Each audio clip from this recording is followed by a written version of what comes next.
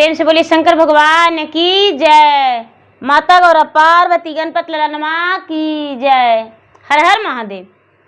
देवादिदेव महादेव जी के चरण में प्रणाम करती हूँ, मेरा प्रणाम स्वीकार हो। माता गौरी पार्वती के चरण में प्रणाम करती हूँ, मेरा प्रणाम स्वीकार हो। गणपति ललनमा के चरण में प्रणाम करती हूँ, मेरा प्रणाम स्वीकार हो। सब गुरु भैया बहना के चरण में प्रणाम करती हूँ, मेरा प्रणाम स्वीकार हो। माता और पिताजी के चरण में प्रणाम करती हूँ, मेरा प्रणाम स्वीकार हो। गुरु भाई बहना, मैं एक कथा सुनाने जा रही हूँ। इस कथा को पूरा सुनिए और रहस्य जानिए। हर हर महादेव। गुरु भाई बहना, एक राजा थे और एक रानी। तो राजा साहब और रानी साहब दोनों अपने जीवन में खुश थे। उनका ब्याह का कई वर्ष हो गया था, लेकिन निसंतान थे। एक दिन राजा दरवाजे पर बैठे हुए थे। सुबह सुबह का समय था। एक बूढ़ा ब्राह्मण आए भिक्षा मांगने। भिक्षा दे दो, भिक्षा दे दो। जब रानी अंदर से निकली भिक्षा देने को लिए, तो ब्राह्मण कहते हैं कि अरे तेरा हाथों का भिक्षा हम नहीं लेंगे। इस भिक्षा को ले जाकर क्या करेंगे? इस भिक्षा को तो मेरा बच्चे खाएगा तो निसंतान हो जाएगा। राजा कहते हैं कि मेरे हाथों से ले लीजिए। राजा की बात सुनकर ब्राह्मण बोले, हे राजन, तू भी तो निर्वंश है, तुम्हारा तो कोई संतान नहीं है, इसीलिए तुम्हारे हाथ का भिक्षा नहीं लेंगे। तुम्हारा धन्य किस काम का जब तुम्हारा संतान नहीं। ब्राह्मण की बात सुनकर राजा चुप रहे और कुछ भी नहीं बोले। ब्राह्मण उस द्वार से चले गए। धीरे धीरे समय बीता। उनकी मंत्री कहते हैं राजा से कि हे राजन, दुखी होने से कोई जरूरत नहीं, आपका इतना धन संपत्ति है, क्या होगा आप दूसरा विवाह कर लीजिए। ब्राह्मण ऐसा बोला, आपको संतान दूसरा पत्नी से रहेगा तब तो कोई नहीं कुछ बोलेगा। राजा दूसरा विवाह कर लिए, और जब राजा दूसरा विवाह कर लिए गुरु भाई बहना, तो दूसरी पत्नी आ गई।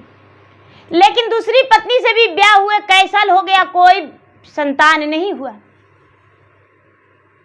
राजा तीसरा विवाह कर लिए लोगों के कहने पर, फिर भी संतान नहीं हुआ।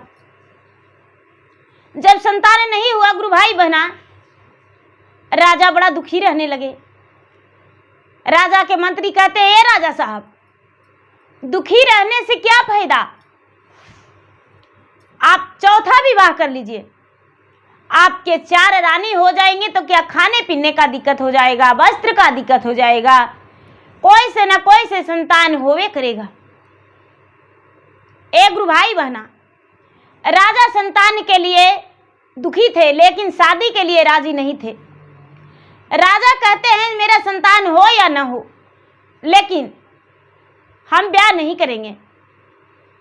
एक दिन के बात है, राजा रोज शिकार करने जाते थे और शिकार कर रहे थे। एक बंजारन जो थी वो जंगल में थी। बंजारन जंगल में रह रही थी, और बंजारन थी जो बुढ़िया थी। उसका एक बेटी खूब सुंदर थी, और बंजारन अपने बेटी के साथ रहती थी। बंजारन लकड़ी तोड़ रही थी, और राजा को लगा कि कोई जानवर है, हिरन है। राजा अपना तीर से बाण को चला दिए, और बंजारन, विधवा बंजारन के तीर सीने में चुभ गया। जब सीने में चुभ गया गुरु भाई बहना, तो बंजारन कहती, हाय राम, अरे पापी, मुझे मारने से क्या मिला। हे भगवान, मेरा बेटी सिर का बोझ किसके सिर पे जाएगी। ए गुरु भाई बहना, इस बात को सुनकर राजा दौड़ते हुए, राजा का नाम आदित्य था, राजा आदित्य दौड़ते हुए चले गए उस बंजारन के पास, और उनका खून से लथपथ शरीर अपने गोद में लेकर कहते हैं कि माता, वैद्य जी के पास ले चलेंगे आपको हम मरने नहीं देंगे। बेचारी बंजारन कहती है कि अरे मूर्ख पापी दुष्ट, तूने तो मुझे मार डाला रे, तू तो पापी पापी है, तूने तो मेरा दुश्मन था। अरे मैं तो जा रहा हूं इस दुनिया छोड़कर, लेकिन मेरा एक कन्या है, उससे ब्याह कौन करेगा? इस बात को सुनकर राजा आदित्य कहते हैं, हे माते, आपके बेटी से ब्याह हम करेंगे। बेचारी बंजारन बोली, अरे दुष्ट, एक ही बेटी मेरा जीवन का सहारा था। जब मेरा बेटी एक दिन की जन्म ली थी, उसी दिन मेरे पति का देहांत हो गया था, और तूने आज मुझे मार डाला, बेटी का खुशी भी नहीं देखने दिया। राजा कहते हैं कि हे माते, आपका बेटी से ब्याह आज ही हम करेंगे, आप अपना दम बचा कर रखिए, इंतजार करिए, आंखें पसार कर देखिए। राजा गोद में करके बंजारन को उसके झोपड़ी तक ले आए। बंजारन बेचारी भगवान से प्रार्थना करती है, हे भोलेनाथ, मैं तो आपका सच्चा भक्त था, मेरा जब तक दम बचा के रखो, जब तक मेरा बेटी का ब्याह न हो जाए। यदि ये दुष्ट पापी मेरा बेटी को छोड़कर चला जाएगा मेरा मर जाने के बाद, तो मेरा बेटी क्या करेगी? भटक भटक के रह जाएगी, अपना प्राण हर देगी। यही तो मेरा जिंदगी का एक सहारा थी। भगवान उसे मरने नहीं दिए, उस बुढ़िया को, बंजारन को। राजा आदित्य क्या करते हैं दीदी? तुरंत घोड़े सवार होकर बाजार जाते हैं, शादी का जोड़ा लाते हैं। जो भी ब्याह का होता है, एक ब्राह्मण भी बुला लेते हैं उसी वन में, और ब्राह्मण बुला के अपने होने वाली पत्नी को शादी के जोड़ा में सजा के, और राजा बंजारन के सामने उसका बेटी से ब्याह कर लेते हैं। ब्याह होते ही दोनों चरण छूकर आशीर्वाद लेते हैं, बुढ़िया का दम टूट जाता है। दोनों मिलकर अग्नि संस्कार कर देते हैं, और राजा अपना घर लेकर चले गए, अपना पत्नी को लेकर चले गए। जब 3 रानियां को पता चला दीदी कि राजा चौथी ब्याह कर लिए हैं, और 4 दिन के बाद आए हैं, 8 दिन के बाद आए हैं, तो तीनों रानियां जल भूनकर आग बबूला हो गई। उसे बड़ा क्रोध से देखने लगी राजा को गुर गुर के। राजा कहती है, महारानी, मेरा हाल जान लीजिए, मैं कैसे ब्याह किया हूं। रानी सुनने को तैयार नहीं। राजा घर के अंदर अपने चौथी पत्नी को लेकर चले गए। राजमहल में सभी रहने लगे।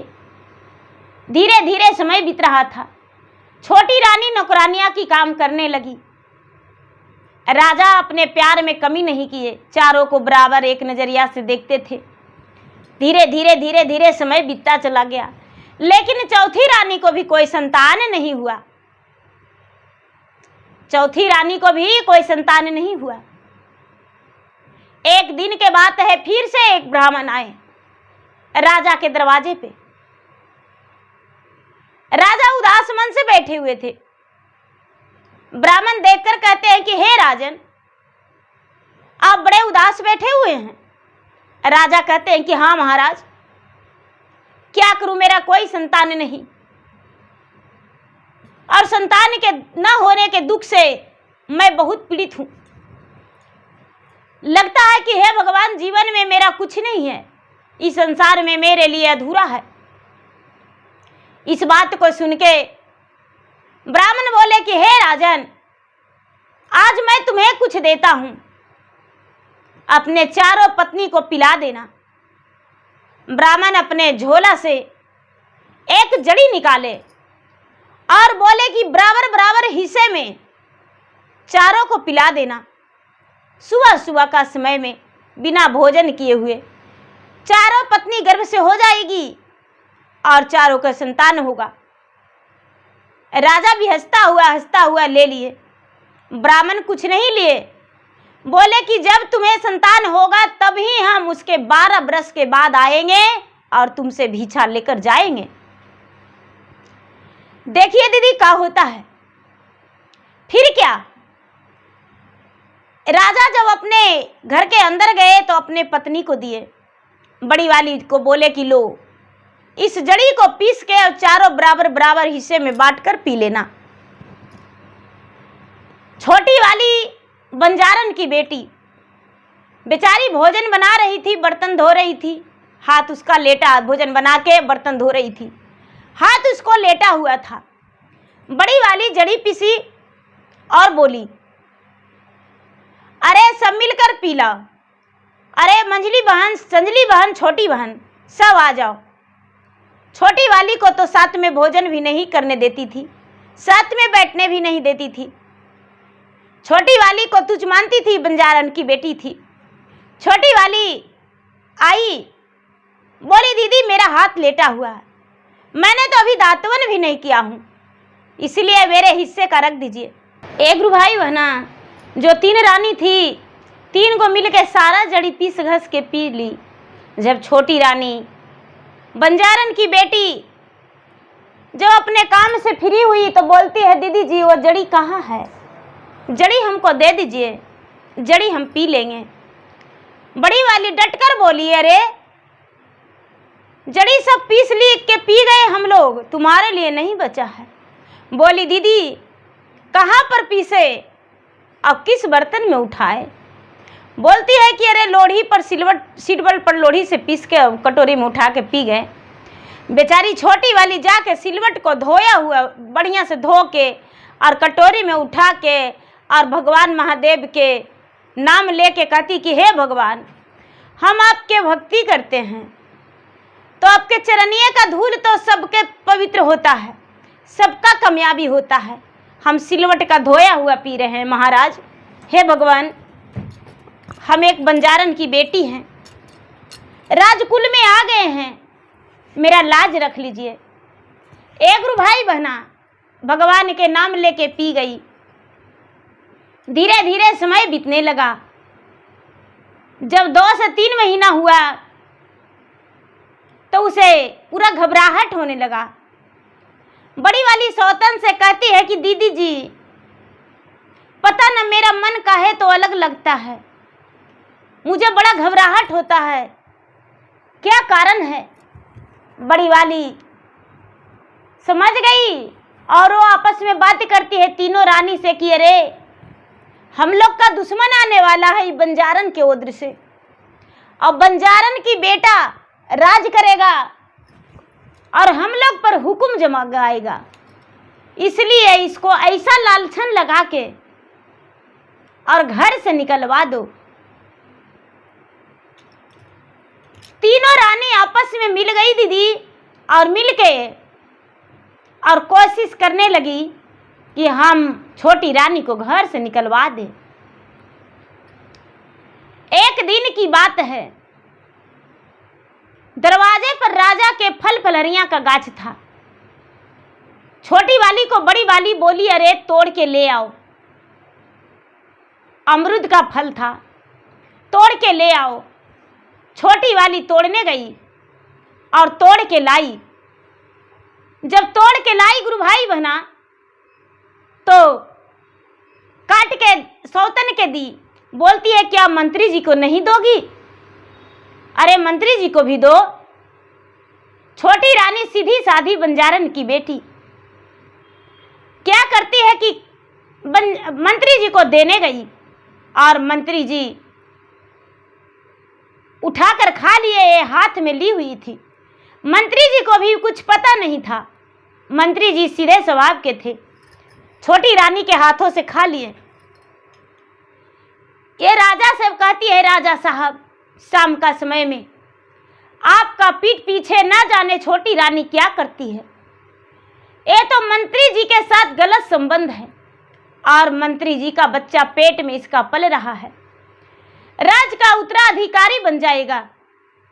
एक गुरु भाई बहना गुस्से में आग बबूला होकर राजा एक तलवार निकाले और छोटी रानी को कहते हैं कि 2 खंड कर देंगे। बड़ी रानी बोली, नहीं स्वामीनाथ, नारी का अपराध लगेगा, 2 खंड मत कीजिए, जितना जल्दी हो सके तो इसको राज दरबार से निकाल दीजिए। राजा अपने बड़ी रानी को बात मान लिए और छोटी रानी को राज दरबार से निकाल दिए। गर्भवती छोटी रानी राज दरबार से निकल गई। तो जब राज दरबार से निकल गई गुरु भाई बहना, तो रोती है, विलाप करती है भगवान को और कहती है भगवान हम कहाँ जाएं। रोते रोते रोते रोते रोते जंगल में चली गई।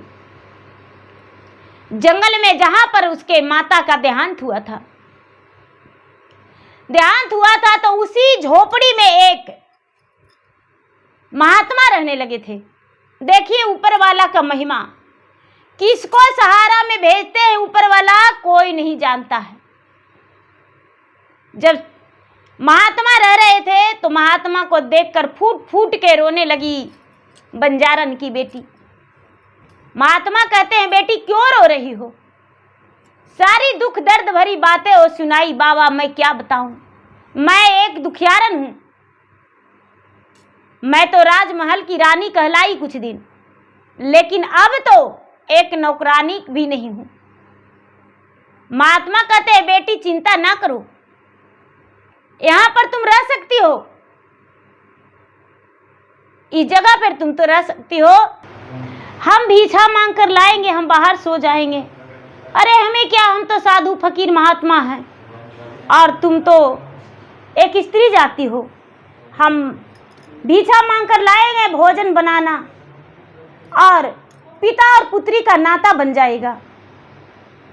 बेचारी रानी क्या करती है कि उस महात्मा के साथ रहने लगी। गर्भवती स्त्री, 5वें 6ठे महीना हुआ, महात्मा देखकर घबराने लगे, अरे ये तो गर्भवती है, हे भगवान, हे ईश्वर, इसका पुत्र ही देना, इसका सहारा बन जाना, इसका पुत्र ही देना। बेचारी बंजारन की बेटी वन में भगवान के भी भक्ति करने लगी, लकड़ी काट काट के चुन चुन के लाती, जलावन करती। धीरे धीरे समय बीता, गर्भवती स्त्री जंगल में रहने लगी। जब उसका 7वां महीना बीता तो देखिए भगवान का महिमा अपरंपार। जब 7वां महीना बीता तो महात्मा बीमार पड़ गए, और जब महात्मा बीमार पड़ गए दीदी, तो बेचारी अन्न के बिना कैसे रहती, इलाज भी महात्मा को करवाना था। क्या करती है कि ओद्र में बच्चा को लेकर नगर गांव में भीख मांगने लगी, और भीख मांग के महात्मा को इलाज भी करवाई और भोजन बना के भी दी। धीरे धीरे धीरे धीरे जब इसका 9वां महीना पूरा हुआ, और 9वां महीना के बाद समय आने पर, उचित समय पर इसका ओद्र से एक संतान जन्म लिया, और संतान जन्म लेने के बाद कुछ ही दिन के बाद, 1 से 2 महीना के बाद महात्मा का मृत्यु हो गया। बेचारी जब घर से निकली थी रानी बंजारन की बेटी, तो दुख नहीं हुआ था दीदी, लेकिन महात्मा का मृत्यु हो जाने पर उसको पिता का दुख हुआ। जब उसकी माँ बनी मरी तो महल की रानी बन गई, लेकिन जब उसके पालनहार पिता मरे तो बेसहारा हो गई। वो भिक्षा मांगने लगी 2 महीने का पुत्र को गोद में लेकर। रोज भिक्षा मांग के लाती थी वन में, और अपना भोजन बना के और खाती थी, बच्चे के साथ झोपड़ी में रहती थी। धीरे धीरे धीरे धीरे धीरे धीरे समय बीता, बच्चा 5 से 6 साल के हुआ। बेचारी अपने तो भिक्षा मांगती थी, लेकिन अपने पुत्र को शिक्षा लेने के लिए गुरुजी के पास भेज दी। गुरुजी उसे राजनीति का पढ़ाई पढ़ाने लगी। बंजारन की बेटी बोली कि गुरुजी मेरा बेटा का राजनीति पढ़ाइएगा, मेरा बेटा का पढ़ाई ऐसे वैसे नहीं होना चाहिए, एक राजा का पुत्र है मेरा बेटा। सारी हाल बेचारी बंजारन की बेटी चौथी रानी बता दी गुरुजी से। गुरुजी उसे राजनीति का पढ़ाई पढ़ाने लगे। धीरे धीरे समय व्यतीत होने लगा। अब वो राजकुमार 12-14 साल के हो गया। जब उसको यार दोस्त पूछता कि अरे तुम्हारा पिता का नाम क्या है, तो बेचारा बताता नहीं, उसे पता ही नहीं था।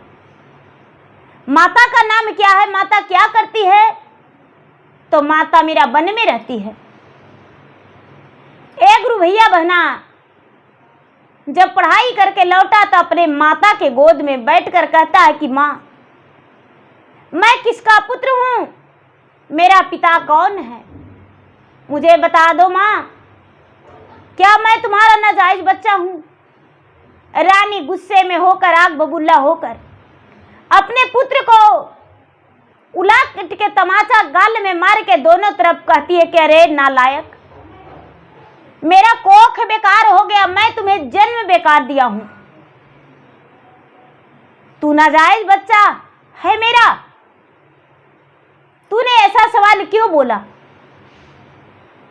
बेटा बोलता है कि माँ, मैं ऐसे नहीं बोला, माँ मैं बार बार अपने पिता का नाम पूछता रहा लेकिन तू बताई नहीं माँ। मैं गुस्से में आकर बोल दिया, मेरा दोस्तों ने बोलता है तुम्हारा पिता का नाम नहीं है तो तू नाजायज बच्चा हो, इसीलिए मैं बोल दिया। माँ मुझे क्षमा कर दो, अब क्या बात है माँ मुझे बता दो। रानी विस्तार रूप से बताई, बेटा तुम्हारे पिता 4 विवाह किए, मुझे वनवास दे दिए और 3 को शौक सुख सब कुछ मिला, राजमहल में 3 रह रही है, मुझ पे लालछन लगाया गया बेटा और मुझे निकाल दिया गया घर में से। कहती है कि माँ आज के बाद तू भीछा मांगने नहीं जाएगी।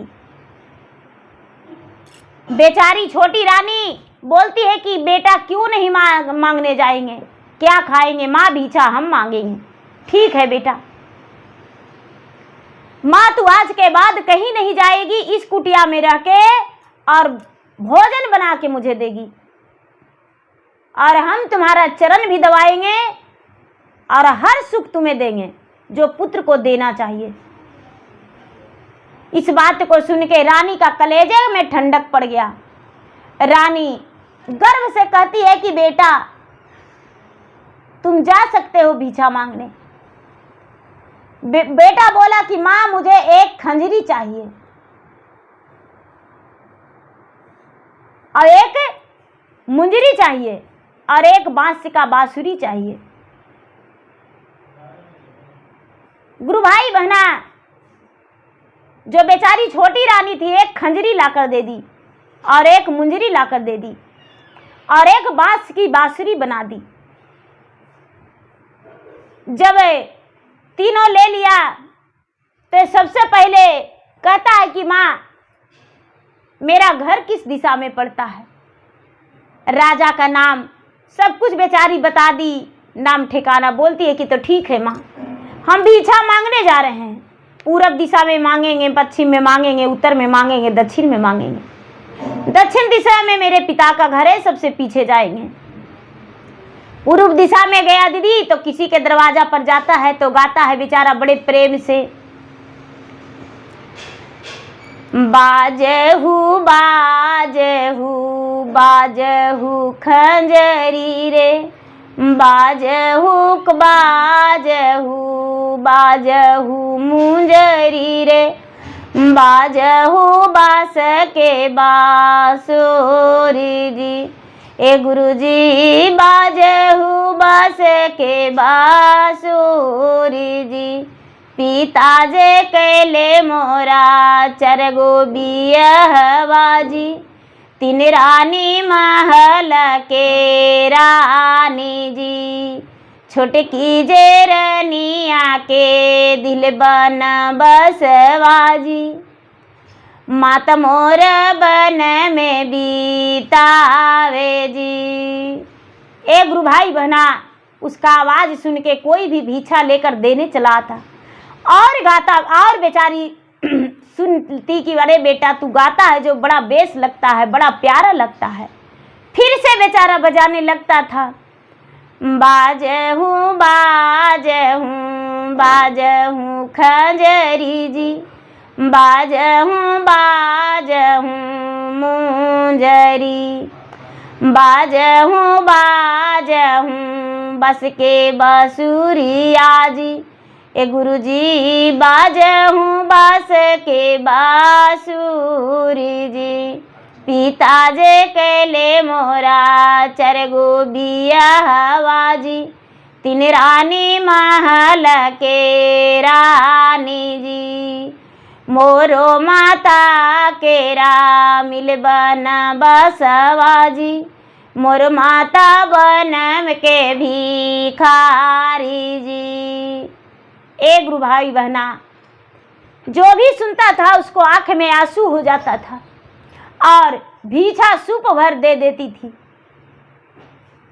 जब पूरब दिशा में मांग लिया, पश्चिम दिशा में गया तो पश्चिम दिशा में भी उसी तरह गाता है, बाजहूँ बाजहूँ बाजहूँ खंजरी जी, बाजहूँ बाजहूँ मुंजरी, बाजहूँ बाजहूँ बस के बसूलिया जी, ए गुरुजी बाजहूँ हरि बास के बांसुली जी, पिता जे कैले रामा चरगो बियाहवा जी, तीन रानी महल के रानी जी, हम रोजे माता रामा बन के भिखारी न जी, राजा दिहले बनवास जी। ए गुरु भाई बहना, जो भी इसका आवाज सुनता वो लाके और सूप भर चावल दे देता। बेचारा बेटा अब भीछा मांग के अपना माता को परवरिश करने लगा। जब माता के परवरिश करने लगा, माता बेचारी अपना भोजन बनाती, अपना पुत्र को भोजन करवाती और पुत्र के भोजन करवा के और अपने भी भोजन करती। बेटा प्रेम से अपने माता को चरण दबाता। अब रानी का किसी दुख नहीं था। धीरे धीरे समय बीत रहा था। तीसरा और गया, जब चौथा और गया गुरु भाई बहना, तो राज दरबार पे पहुंचा, यानी अपने पिता के द्वार पे पहुंचा। ये नहीं पता था कि ये मेरे पिता का द्वार है।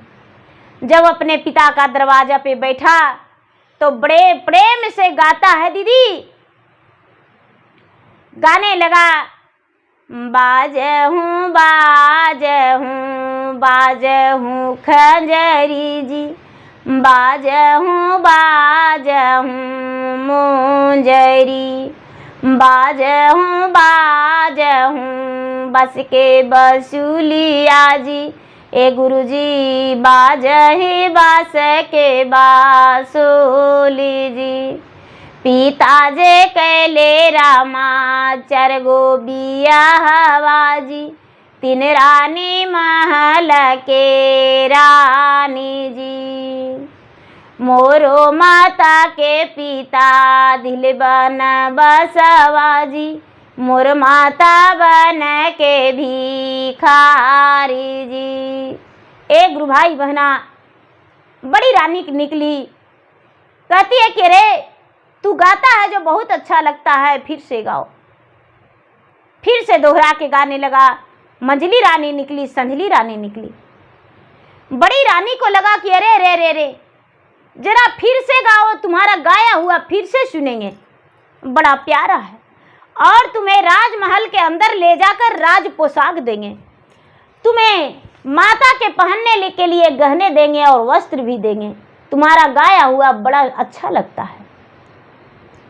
फिर से बेचारा गाता है, राजा के बेटा बंजारन की बेटी, बाजहूँ बाजहूँ बाजहूँ खंजरी जी, बाजहूँ बाजहूँ मुंजरी, बाजहूँ बाजहूँ बस के बसूलिया जी, ए गुरुजी बाजहूँ बास के बांसुली जी, पिता जे कैले मोरा चरगो बियाहवा जी, तीन गो महल के रानी जी, मोरो माता के पिता दिल बन बसवा जी, मोर माता बन के भिखारी जी।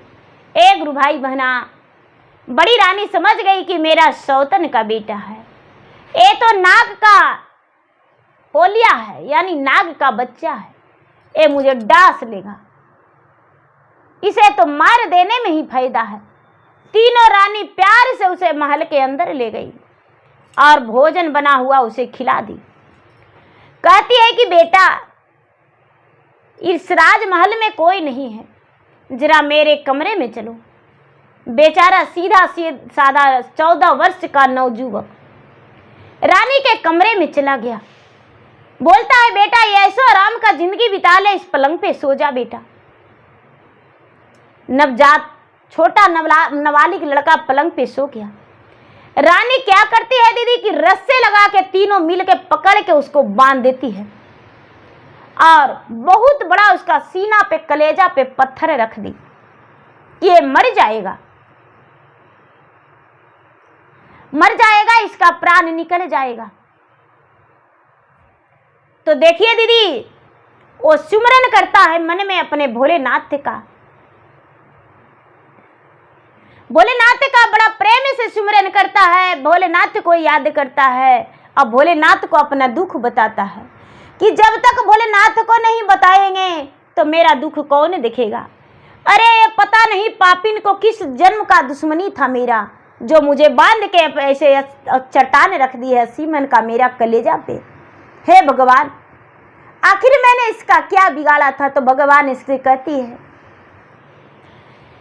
कि बाजहूँ बाजहूँ बाजहूँ खंजरी जी, बाजहूँ बाजहूँ मुंजरी, बाजहूँ बाजहूँ बस के बसुरिया जी। ए गुरुजी बाजहूँ बस के बांसुरी जी। सेवकाजे पर लो गुरुजी भरी रे विपत्ति आजी, अब विपत्ति में होवन सहाय जी। माता जे मरी है रामा बन में पर ही जी, अब कोई नाही उनका के आस जी। हमरो के सिर ऊपर सिमन चटना माजी, अब टूटी जई है मोरा प्राण जी। एक गुरुभाई बहना अपना गुरु जी से कह रहा है बेचारा बंजारन की बेटा कि हे भगवान, हे गुरु जी, हे भोलेनाथ, मेरा प्राण का रक्षा कीजिए, अब मेरा दम घुट रहा है। तीनों रानी मिलके जैसे 80 मन का चट्टान मेरा कलेजे पर रख दी है, मेरा आवाज नहीं निकल रहा है, इस रस्सा से तन बांधा हुआ है, अब मैं क्या करूं, मेरा प्राण निकल जाएगा, मेरी माता आस में दम तोड़ देगी, मैं ही तो एक सहारा था। ए गुरु भैया बहना, बेचारा भगवान को विनती किया, भगवान इसका पुकार सुन लिए भोलेनाथ, और फिर से वही ब्राह्मण बन के दरवाजे पर राजा की भिक्षा मांगने आए। राजा दरवाजे पर बैठे हुए थे, ब्राह्मण कहते हैं राजन मुझे भिक्षा चाहिए। राजा दरवाजे पर बैठे आज्ञा दिए रानी को, रानी तीनों रानी भिक्षा लेकर गई। राजा दरवाजे पर बैठे हुए रानी को आज्ञा दे दिए। जब भिक्षा देने लगी तीनों रानी, तो ब्राह्मण कहते हैं कि अरे बांझन, हम तुम्हारा हाथ से भिक्षा नहीं लेंगे, जो कुकर्म है उसको हाथों से भिक्षा कैसे ले सकते हैं। राजा गुस्से में आग बबूले होकर कहते हैं कि महाराज ये क्या बात बोलते, जब भी आप आते हैं तो आग लगा कर जाते हैं। राजा से कहते हैं ब्राह्मण, हे राजन तुम भिक्षा दे दो, तुम्हारा हाथ से ले लेंगे। राजा कहते हैं कि तो मैं भी तो एक निर्वंश हूं, मेरा भी तो कोई संतान नहीं। ब्राह्मण कहते हैं कि हे राजन, तुम्हारा एक पुत्र है, 14 वर्ष का है। कहते हैं नहीं, मेरा पुत्र कहां से आया, मैं पुत्रहीन हूं, मेरा 3 रानियां हैं। वो ब्राह्मण कहते हैं कि तो जाकर देखो, जाकर देखो, तुम्हारे महल में ही तुम्हारा राजकुमार है। राजा कहते हैं कि नहीं नहीं, ऐसा नहीं हो सकता है। हाँ राजन, तुम्हारा महल में है। जब राजा अपने महल में जाते हैं, कक्ष में देखते हैं कि अरे एक सुंदर राजकुमार रस्सा से बंधा हुआ है और उसके कलेजे पे चट्टान रखा हुआ है। कलेजे का चट्टान हटाकर राजा लाते हैं तो देखते हैं कि बच्चा का तो प्राण निकलने वाला था, सांसें थोड़ी थोड़ी चल रहा था। बाहर लाया, बोला महाराज एक बालक तो है, बड़ा नवजात है, इसके पास एक खंजरी, एक मुंजरी, एक बांसुरी है और एक पलंग पर बंधा हुआ था। इसके सीने पे एक पत्थर रखा हुआ था। ना जाने किसने ऐसा किया। वो ब्राह्मण कहते हैं कि तुम्हारा 3 रानियां ने किया है। हे ब्राह्मण, हे राजा ने तुम्हारा पुत्र है। राजा कहते हम नहीं मान सकते हैं। ब्राह्मण बोले उसका मुंह पे पानी का छींटे मारो, दूध का दूध, पानी का पानी, वही बालक करेगा। एक गुरु भाई बहना, जब बच्चा को होश में आया तो राजा कहते हैं कि तुम्हारा पिता का नाम क्या है, माता का नाम क्या है और तुम इस हाल में कैसे आया। और सारी बातें बताया। बोला कि देखिए महाराज, मेरे पिताजी 4 ब्याह किए हैं और मेरी माता जब गर्भवती रही तो मेरे पिता लालछन लगा के मेरी माता को निकाल दिए और मेरी माता वन में रहती है और मेरे पिताजी जो हैं 3 रानी को महल में रखते हैं और ना जाने इस दरवाजे पर आए जो कुलछनी 3 रानी मिलके मुझे भोजन करवा के और पलंग पे बांध के और कलेजे पे पत्थर रख दी। मेरा पिता कौन है मुझे नहीं पता और मैं भिक्षा मांगता हूँ और यही गाता हूँ। भगवान भोलेनाथ जो है ब्राह्मण रूपी कहते हैं कि पुत्र जरा गा के सुना दो राजा को। पुत्र बड़ा प्रेम से गाता है, बाजहूँ बाजहूँ बाजहूँ खंजरी जी, बाजहूँ बाजहूँ मुंजरी, बाजहूँ बाजहूँ बस के बसूलिया जी, ए गुरुजी बाजहूँ बस के बासूली जी। पिता जे कैले रामा 4 गो बियहवा जी, 3 रानी महल के रानी जी। मोरो माता के पिता दिले बन बसवा जी, मोर माता बन के भिखारी जी। भिक्षा जे मांगे माता दिन माँ बितावे जी, जो है लापति जी के आस जी। मांग के सेंदुरवा माता धो मैल नाही करे जी, जो है नीता दीना स्वामी के आस जी। किस दिन आई है मोरा स्वामी मोर बन में जी, हमरा ले जई है संगे साथ जी। तुलसी में जल डाले करे पूजन माँ जी, लगे सूरज देव के गोड़ जी। एक गुरु भाई बहना सारी बात राजा से बता दिया। जब सारी बात बता दिया राजा से तो राजा आंख से आंसू झरझर गिराने लगे, गंगा जमुना बहाने लगे और अपने पुत्र को गले से लपट के कहते हैं कि बेटा तू मेरा बेटा है, अरे मैं तुम्हारा पिता हूं, तू भिखारी नहीं एक महल का राजा है। तुरंत उसका खंजरी हटा दिए, तुरंत उसका मुंजरी हटा दिए, तुरंत उसका बांसुरी हटा दिए और अपने बेटा को अपना सीना से लगा के घोड़े सवार किए, राजवस्त्र पहना के और रानी के लिए राजवस्त्र लिए और तुरंत घोड़े सवार होकर छोटी रानी के पास चले गए। जब छोटी रानी के पास चले गए गुरु भाई बहना, छोटी रानी बेचारी अपना पुत्र के आस में बिना भोजन किए हुए चुपचाप बैठी हुई थी। मेरा पुत्र क्यों नहीं आया? अरे प्रतिदिन तो चलाता था लेकिन आज अभी तक नहीं आया, आधी रात हो गया। जब झोपड़ी के पास राजा पहुंचे तो रानी वन में रहती थी लेकिन घूंघट में रहती थी, झोपड़ी में भिखारी बन के भी घूंघट में भिक्षा मांगती थी।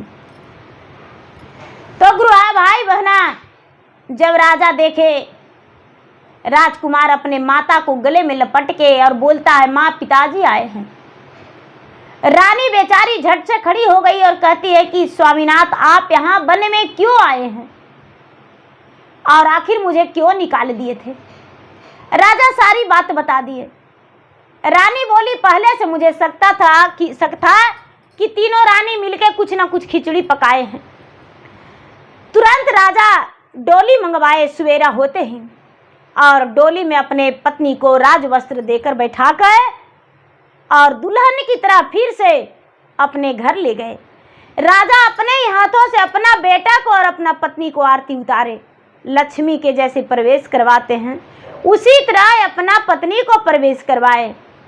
जो रानी थी, रानी महल के अंदर गई।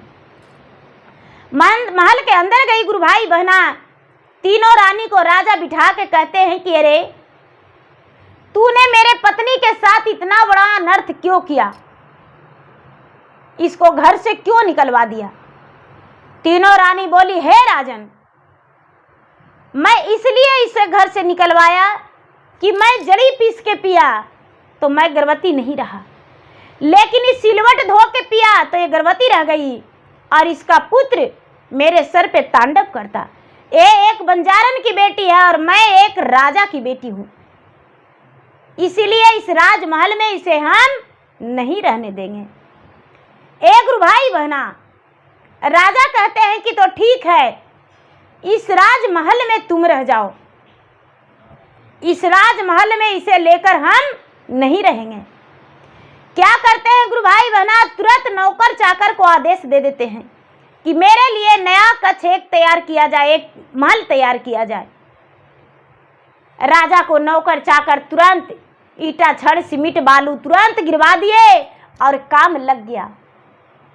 काम लग गया गुरु भाई बहना, राजा के लिए एक सुंदर महल बन गया। राजा राजपाट धन संपत्ति सब कुछ लेकर और अपने नए राजमहल में चले गए और पुराने राजमहल 3 रानी के छोड़ दिए। 3 रानी के पास राजमहल रह गया और जो छोटी रानी थी, छोटी रानी को नया राजमहल और राजा और पुत्र। बताइए बड़ा कौन है दीदी, 3 रानी या छोटी रानी? ज्यादा सबसे खुश कौन, छोटी रानी या 3 रानी? क्या 3 प्राणी, ये भी 3 प्राणी वो भी? क्या तीनों रानी ज्यादा खुश है? क्योंकि मेन संपत्ति तो राजा थे जो छोटी रानी के पास था, पुत्र था जो छोटी रानी के था। छोटी रानी के साथ राजा अपना सुखी जीवन बिताने लगे और पूरा राज उनका धन्यवाद दिया राज के लोग। और बड़ी रानी, मंझली रानी, संजली रानी से कोई भी बात नहीं करने लगे। सब कोई उनके बात पे, करनामा पे थू थू करने लगे। कोई भी उनका अच्छा से नहीं बात करते। तो देखिए गुरु भैया बहना, दूसरे को देख को जलना नहीं चाहिए। तो मेरा वीडियो अच्छा लगे तो मेरा वीडियो का लाइक करें, शेयर करें। चैनल पर यदि नए हैं तो चैनल का सब्सक्राइब करें, बेल आइकन घंटी को दबाएं, जो कि मेरा वीडियो का नोटिफिकेशन सबसे पहले आपके पास जाए, आप मेरा वीडियो सुन सके। कमेंट बॉक्स में हर हर महादेव, जय श्री गुरु जरूर लिखे। धन्यवाद। हर हर महादेव, घर घर महादेव। प्रेम से बोलिए शंकर भगवान की जय।